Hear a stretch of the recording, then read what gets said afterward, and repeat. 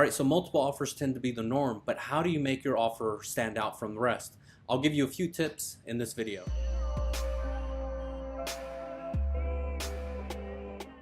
Hey guys, Louis Cuevas here with MakeNorthTexasHome.com and Remax Cross Country, and I wanted to talk about making your offer stand out in a multiple offer situation. Now, multiple offers are unfortunately the norm right now. If you're a buyer, that's unfortunate. If you're a seller, well, that's pretty exciting. But I'm going to give you a few tips on how you can make your offer stand out. Tip number one doesn't even involve the offer. It's taking a step back, and that is before you hit the market, one thing that I like to do is meet with buyers, sit down, and see what it is that they're looking for. What does the market look like and what they're looking for? So for example, if they're looking for a 3-bedroom, 2-bath in a certain city under a certain price, we take a look at that and what does that market look like? Is there strong demand? Are there multiple offers? How strong are those sales price moving? So we want to take a look at all of that so that when you start looking at homes and making those offers, you're much more educated. You're making strong offers because you know what that market looks like. So education is key. So tip number two is remember, it's not all about the sales price. Yes, we are going to verify the sales price. Yes, we're going to look at other comparable properties. We're going to compare them with recently sold similar properties to see if the sales price they're asking for is indeed worth it, if they're properly priced.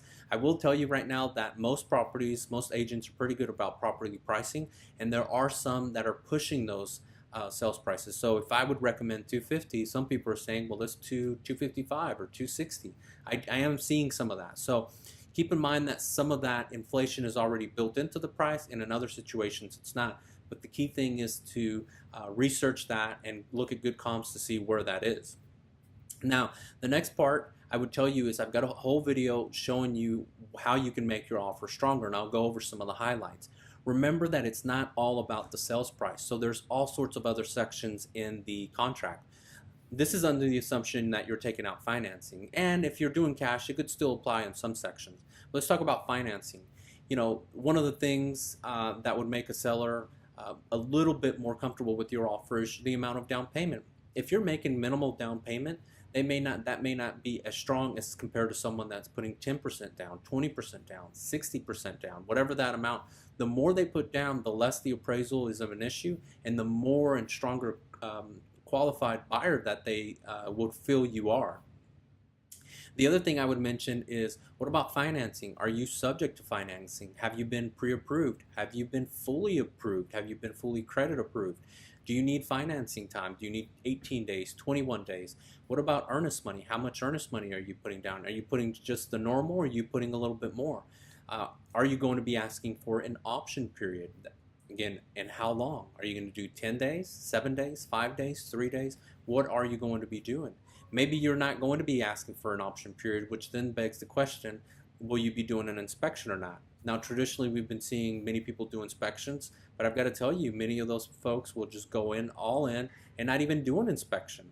So all these things are things you want to think about. It's not just about the sales price. That's the biggest thing I always tell people. Everyone gets involved in the sales price. Remember, there's other ways to do it. You know, what about a home warranty? Who's going to take care of the survey? Are you going to be asking them to pay some of your closing costs? What about a closing date? Are you going to be able to close really fast, or are you going to take a long time to close? Will the seller be needing a lease back? Are you going to give them a lease back for a couple of weeks? Are you going to charge them? Are you going to charge them below rent? Are you not going to charge them at all? There's all these things that you want to take into consideration. Here's the bottom line. You want to make your offer stand out. And one other way that you can do that is to write a letter. And that's a personal letter that you write directly to the seller, kind of explaining, you know, why you like their property. It's something out of the ordinary. And what you do is you just say, hey, Mr. Seller, I like this property. I like what you've done here. I've loved this. My family would really love this. We're really excited about spending time in the backyard. We really love what you did with the master bathroom. This is perfect. This is in the neighborhood I grew up in. This is the school district that we want.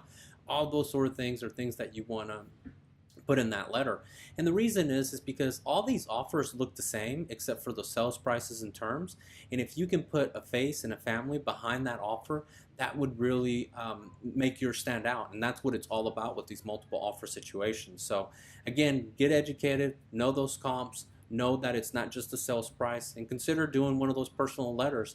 Those are just some of the things. There's some more that I'd be more than happy to share with, but hopefully you picked up a thing or two. If I can do anything for you, feel free to reach out to me. Again, thank you so much for watching this video. Now, hopefully you enjoyed this video, and if you want to see more, don't forget to subscribe to my YouTube channel, which is Make North Texas Home, or you can check out more videos on my website, which is makenorthtexashome.com. Thank you so much.